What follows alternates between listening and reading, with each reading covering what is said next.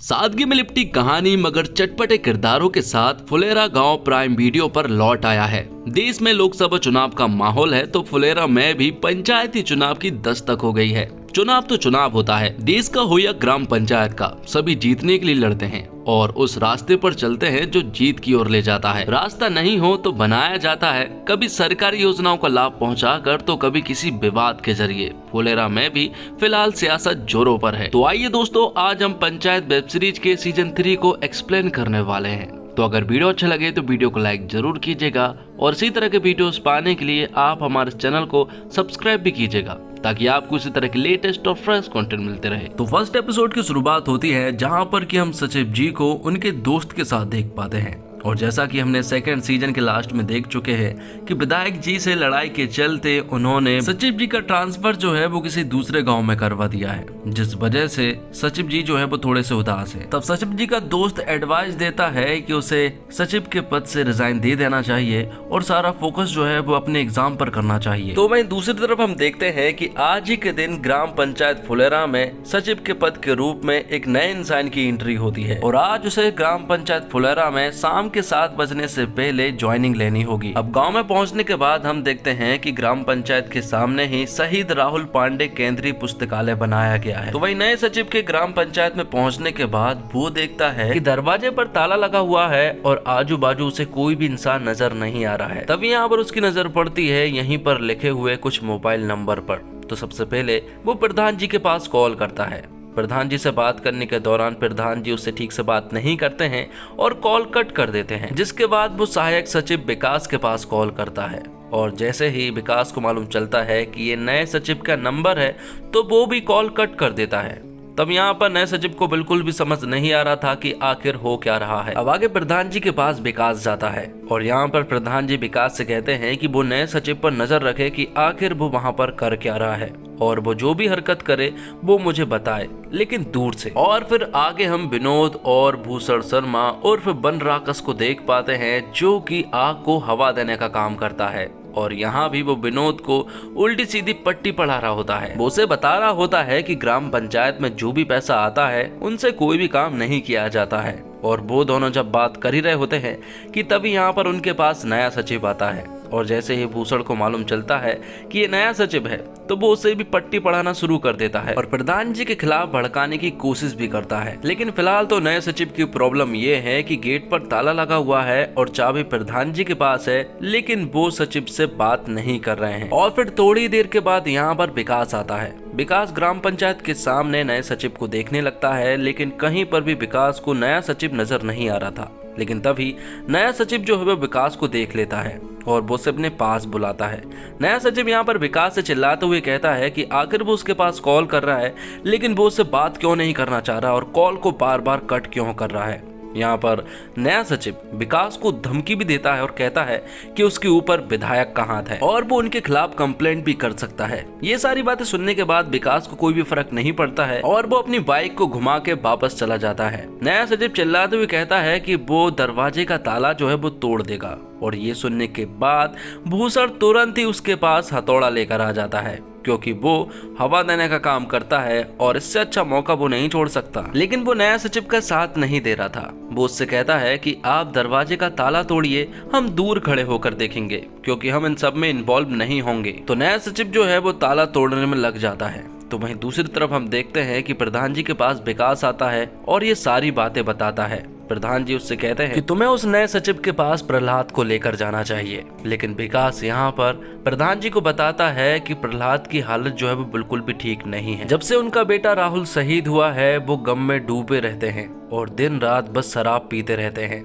जिसके बावजूद विकास जो है वो उनके पास खाना लेकर जाता है और प्रहलाद जी को देखते हुए साफ नजर आता है कि उनकी हालत वाकई ठीक नहीं है। तो अब प्रहलाद के घर में कोई भी नहीं बचा है, लेकिन विकास जो है वो सुबह शाम प्रहलाद जी को खाना देने के लिए जाता है और कभी कभी प्रधान जी के घर से भी प्रहलाद के घर पर खाना चला जाता है क्योंकि वो लोग प्रहलाद का बहुत ज्यादा ख्याल रखते हैं। तो जब विकास यहाँ पर प्रहलाद जी को बताता है कि नए सचिव के पद पर कोई दूसरा इंसान आया है तो ये सुनने के बाद तो प्रहलाद और विकास जो है वो तुरंत ही ग्राम पंचायत में पहुंच जाते हैं। वहां पर वो अपनी खटिया भी लेकर जाते हैं और यहाँ भूषण और विनोद जो है वो दूर से देख रहे होते हैं। वो लोगों को भड़काता है और तमाशा देखता है और उसे इसी में मजा आता है।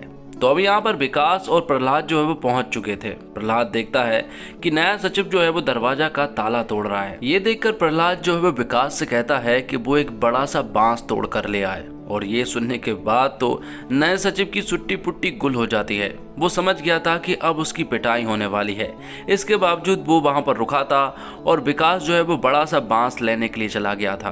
तभी यहाँ पर नया सचिव जो है वो विधायक के पास कॉल कर देता है। उसे ये सारी बातें मालूम चलती है तो विधायक का दिमाग खराब हो जाता है और वो तुरंत ही फुलेरा आने लगता है और सबको मारने की बात कहता है। लेकिन तभी यहाँ पर उसे मालूम चलता है कि आज उसकी कोर्ट में हेयरिंग है और वहाँ पर जाना बहुत ज़्यादा ज़रूरी है। इसलिए विधायक जी जो है वो डीएम के पास कॉल करवा कर इस मामले को रफा दफा करने के लिए कहता है। तो अब प्रधान जी के पास डीएम मैडम का कॉल आता है और प्रधान जी तुरंत ही अपना फोन अपनी पत्नी मंजू देवी को देते हैं। डीएम मैडम यहाँ पर मंजू देवी से कहती है कि उन्हें तुरंत ही हमारे ऑफिस आना होगा। तब वो लोग तुरंत ही डीएम मैडम के ऑफिस जाने लगते हैं। लेकिन जाते जाते वो लोग नए सचिव से भी मिलते हैं, जहाँ पर कि वो प्रहलाद को भी बैठा हुआ देख पाते हैं। नए सचिव यहाँ पर उन्हें बताता है कि प्रहलाद और विकास जो है वो उसे मारने की धमकी दे रहे हैं और विकास यहाँ पर एक बड़ा सा बांस लेकर आ चुका था। तो यहाँ पर मंजू देवी नए सचिव से कहती है कि वो लोग डीएम मैडम से बात करने के लिए जा रहे हैं, उसके बाद ही वो इस मामले पर कार्रवाई करेंगे। तो वहीं दूसरी तरफ सचिव जी के पास रिंकी का एक वॉइस नोट आता है जिसमें कि रिंकी बताती है सचिव जी को कि तुम्हारे सचिव पद के लिए यहाँ पर लड़ाई झगड़ा हो रहा है। तो वहाँ डीएम मैडम के पास मंजू देवी और प्रहलाद पहुंच चुके थे। यहाँ पर दोनों ही अपनी बातें कहते हैं कि उन्हें पुराना सचिव चाहिए है। लेकिन डीएम मैडम उन्हें पहले भी समझा चुकी है कि ये काम विधायक जी ने किया है और वो उनके खिलाफ नहीं जा सकती है, क्योंकि विधायक जी बहुत ही खराब आदमी है और वो उनके मुंह नहीं लगना चाहती है। तब यहाँ पर प्रहलाद जी यहाँ पर डीएम मैडम से कहते हैं कि अगर कोई नया सचिव आया तो वो उसके हाथ पैर तोड़ देगा, फिर चाहे उसे जेल ही क्यों ना हो जाए। तो अब डीएम मैडम जो है वो मंजू देवी को समझा देती है और नए सचिव की ज्वाइनिंग के लिए कह देती है। यहाँ पर प्रहलाद जी को बिल्कुल भी अच्छा नहीं लग रहा था, लेकिन उन्हें ये करना होगा। रात के समय में वो ग्राम पंचायत पहुंचते हैं, जहां पर कि वो लोग नए सचिव से मिलते हैं। नया सचिव उन्हें अपने तेवर बताने लगता है और कहता है कि उसके ऊपर विधायक का हाथ है, तो तुम लोग कुछ भी नहीं कर सकते हो।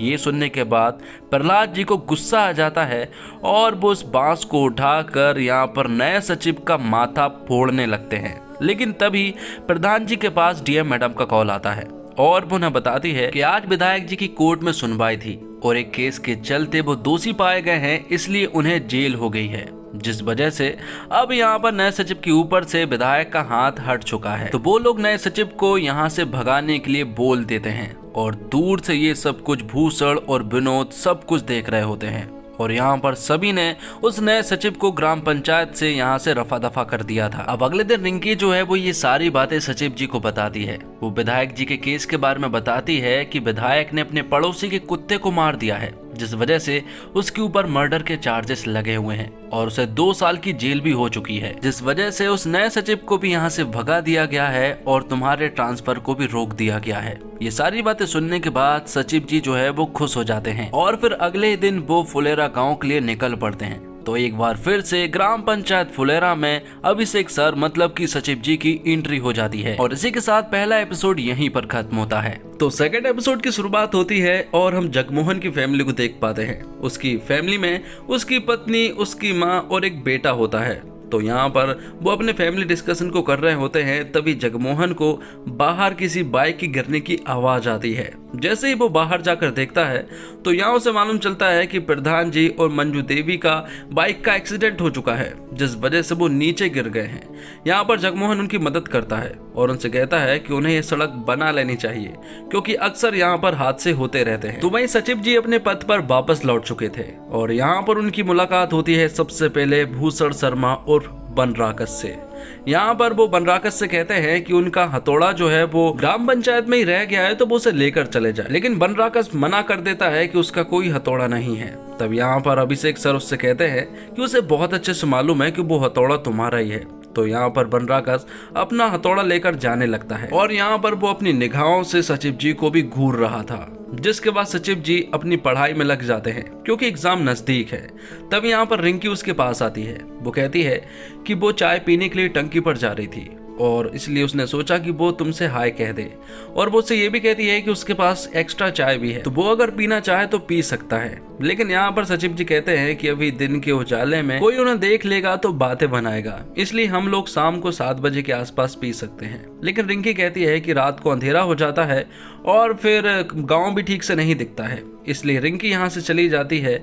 और यहाँ पर अभिषेक सर मतलब कि सचिव जी बहुत अच्छे से समझ चुके थे कि रिंकी कहीं ना कहीं उसे पसंद करती है। वो बाहर देखते हैं और यहाँ पर रिंकी भी टंकी पर जाकर चाय नहीं पीती है, बल्कि वो भी वापस अपने घर चली जाती है। तो अब ग्राम पंचायत में सचिव जी और विकास होते हैं। विकास सचिव जी से कहता है कि वो खाना खाने के लिए घर जा रहा है, लेकिन हमेशा विकास टिफिन लेकर आया करता था। विकास उसे बताता है कि प्रहलाद जी के साथ वो खाना खा लेता है, क्योंकि वो अक्सर अकेले रहते हैं, इसलिए उनसे मिलना जुलना भी हो जाता है। यहाँ पर सचिव जी कहते हैं कि जाते जाते वो अपना बांस का डंडा लेकर जाए, तो विकास जो है वो उस डंडे को सचिवालय के ऊपर फेंक देता है। अब आगे हम देखते हैं कि जगमोहन की माँ जो है वो ग्राम पंचायत में आती है। जगमोहन की माँ काफी रो रही थी, तो यहाँ पर सचिव जी जो है वो उन्हें पानी पिलाते हैं और उनसे पूछते हैं कि आखिर हुआ क्या है।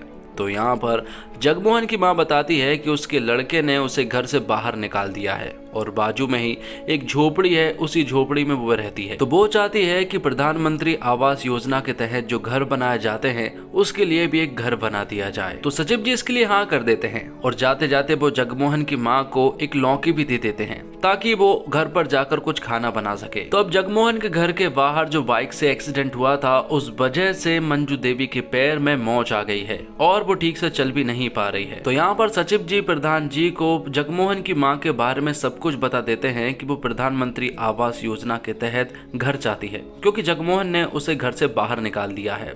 तो यहाँ पर प्रधान जी सचिव जी से कहते हैं कि तुम्हें एक बार जगमोहन की माँ के घर जाना चाहिए और सब कुछ देख कर आना चाहिए। तो वो वहां जाने लगता है।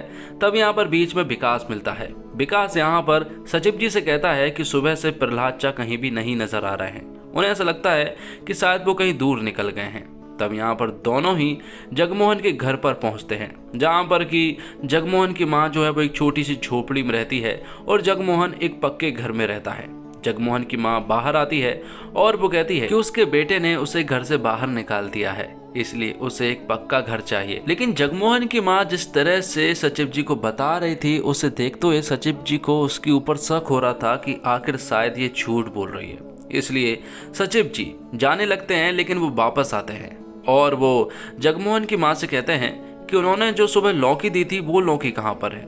तो यहाँ पर जगमोहन की माँ कहती है कि वो तो उसने खा गई। तब यहाँ पर उन्हें पूरी तरह से शक होता है, तो वो जगमोहन के घर में जाते हैं और कहते हैं कि उन्हें कुछ चीज ढूंढनी है और वो जगमोहन के घर पर लौकी ढूंढना शुरू कर देते हैं और ढूंढते ढूंढते उन्हें लौकी भी मिल जाती है, जिससे कि सचिव जी को मालूम चल जाता है कि वो लोग नाटक कर रहे हैं। उन्हें एक और पक्का घर चाहिए था, इसलिए वो ये सब कुछ नाटक कर रहे थे, क्योंकि जगमोहन का घर जो है वो एक छोटा सा घर है, इसलिए उन्हें एक और घर चाहिए। लेकिन यहाँ पर सचिव जी साफ मना कर देते हैं। तो जगमोहन यहाँ पर सचिव जी को धमकी देते हुए कहता है कि अगर उन्होंने मेरी बात नहीं मानी तो वो पूरे गांव में बता देंगे कि प्रधान जी और मंजू देवी जो है वो मेरे घर के सामने गिर गए थे, फिर पूरे गांव में उनका मजाक उड़ाया जाएगा। लेकिन सचिव जी उसकी बात ना सुन के सीधे सचिवालय आ जाते हैं, जहाँ पर की सारी बात प्रधान जी को बताई जाती है। प्रधान जी कहते हैं कि अगर पॉसिबल हो तो जगमोहन की माँ को हम एक घर दे सकते हैं, लेकिन सचिव जी कहते हैं कि ये पूरी तरह से इलीगल होगा और फ्रॉड के केस में उसकी नौकरी भी जा सकती है,